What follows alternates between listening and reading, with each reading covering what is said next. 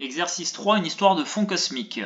L'objectif de ce TP est de créer un ciel étoilé qui pourrait servir de décor pour un jeu vidéo par exemple.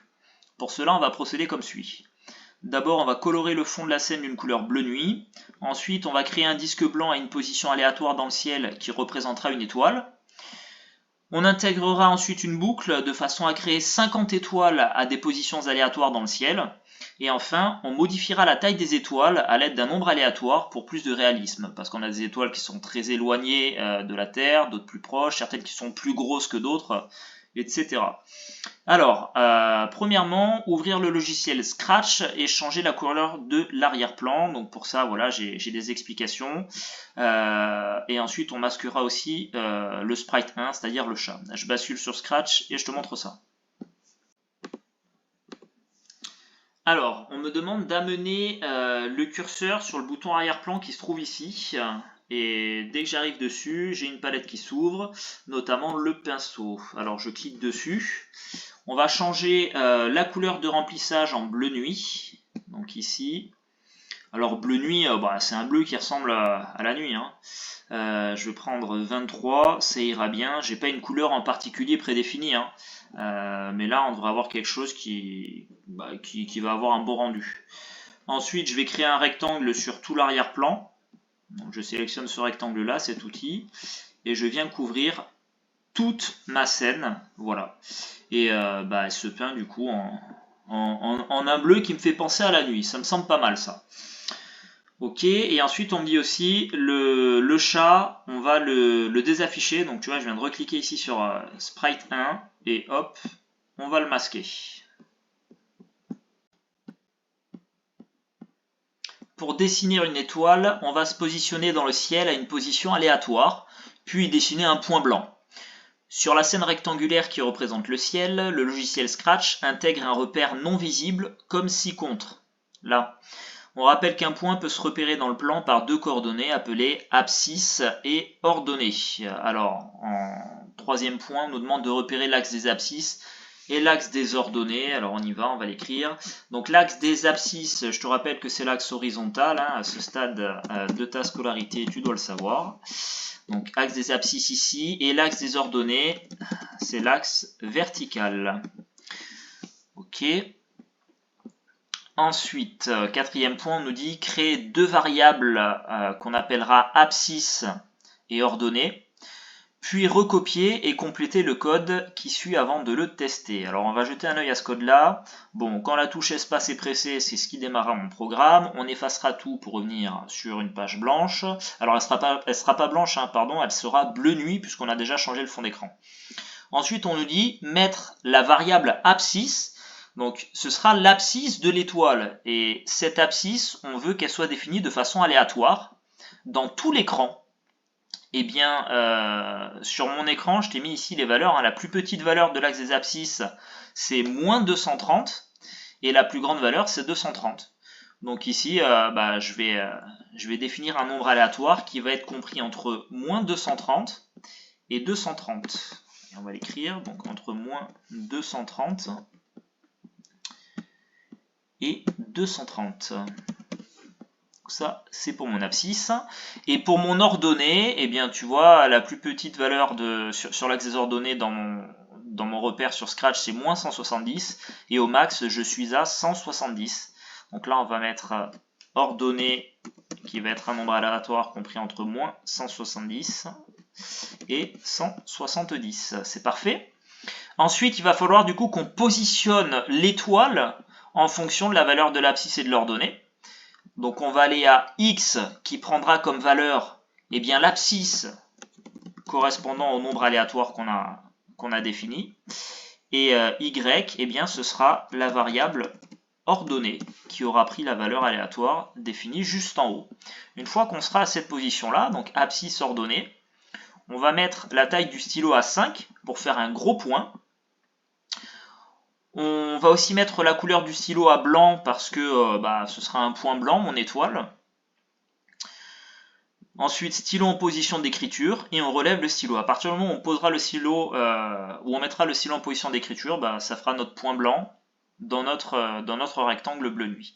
On passe sur Scratch, on construit ça et on regarde ce que ça donne. Alors, je reviens dans la partie code en haut à gauche. Alors, tu vérifies que tu as bien toujours Sprite 1 hein, qui est sélectionné ici. On va dans événements, on récupère un bloc quand la touche espace est pressée. Ensuite, on a besoin d'un bloc stylo. On va récupérer l'extension, tu connais maintenant, hein, ici en bas à gauche. On récupère l'extension stylo. Ensuite, on va mettre un bloc effacer tout qui nous permettra, quand on démarrera le programme, de revenir sur une page, un fond bleu nuit. Ensuite, il faut qu'on crée deux variables. Alors, on vient ici dans variables. Alors, on a une variable qui est déjà créée qui s'appelle ma variable. On va la renommer en faisant un clic droit dessus. Renommer la variable. On va l'appeler absciss. Et on va en créer une deuxième qu'on appellera ordonnée. Maintenant, on attrape un bloc mettre absciss A. Et on va modifier la valeur ici. On veut que ce soit un nombre aléatoire. Alors, les nombres aléatoires, on les retrouve dans opérateur. Ici, on a nombre aléatoire, voilà. Donc l'absciss, on a vu, hein, c'est compris entre moins 230 et 230 sur ma fenêtre Scratch. De la même manière, on va définir la variable ordonnée. Alors je vais faire un clic droit ici, tu vois, sur mettre absciss A, et je vais dupliquer ce bloc-là.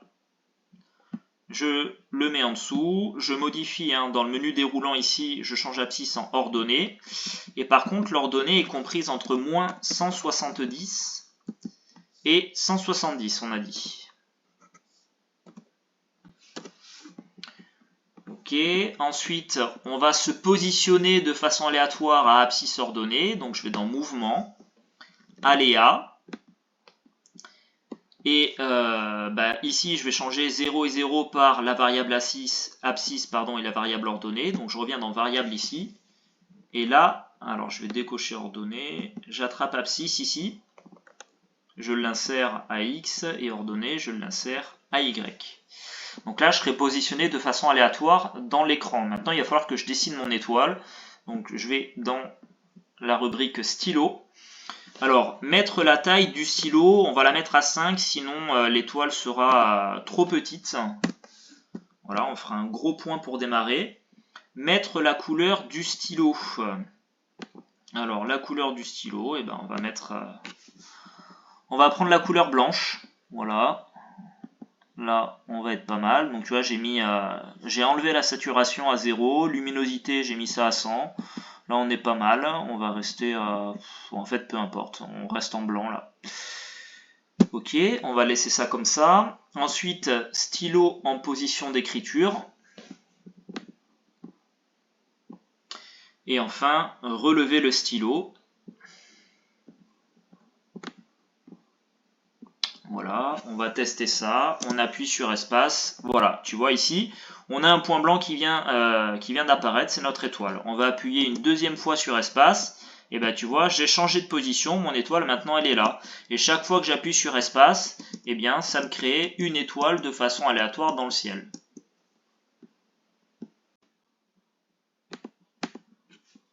Alors, une seule étoile dans le ciel, c'est pas terrible. Dessiner 50 étoiles en insérant et complétant le bloc ci-contre au bon endroit. Testez à nouveau le code. Alors, ce que je vais devoir répéter 50 fois, eh ben, c'est tout ce que j'ai fait à partir du troisième bloc ici, mettre absciss A, puisque je vais changer aussi la position aléatoire de l'étoile. Alors, je vais dans Contrôle, je récupère un bloc répété 10 fois, et je vais l'insérer sous effacer tout. Je vais modifier la valeur en 50. Et là, c'est super important d'avoir mis le bloc relevé stylo à la fin, parce que si tu ne relèves pas le stylo, eh ben, ça va te faire un gribouillage. Tu pourras faire le test toi-même. Donc je relève le stylo de façon à me décaler sans dessiner sur mon arrière-plan. On y va, on appuie sur espace et voilà, ça y est. Là, tu vois, pack, on a créé 50 étoiles de façon aléatoire. Donc chaque fois que tu appuies sur espace, ça recommence. Bon. 50 étoiles de même taille, c'est toujours pas très réaliste. Du coup, on va créer une nouvelle variable qu'on va appeler taille et un bloc qui lui mettra un nombre aléatoire compris entre 1 et 7.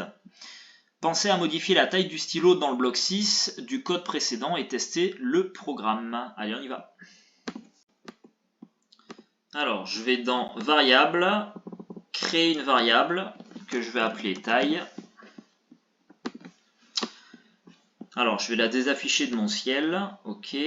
Ensuite, je vais désengager tous ces blocs-là parce que je vais dupliquer uniquement le bloc mettre ordonnée A, nombre aléatoire. Donc, clic droit dessus, dupliquer. Je l'insère en dessous. Je vais modifier ordonnée dans le menu déroulant. Je vais remplacer ça par taille. Et taille prendra un nombre aléatoire compris entre 1 et 7, on a dit. Ok, maintenant je viens réengager mes autres blocs en dessous. Et il faut que je pense ici du coup à changer la taille du stylo. Ce sera plus à 5, sinon ça aurait servi à rien que je crée une variable taille. Mais je vais mettre taille à l'intérieur. Voilà, et maintenant quand on appuie sur espace, voilà, on a des points plus gros que d'autres et ça fait un ciel un peu plus réaliste.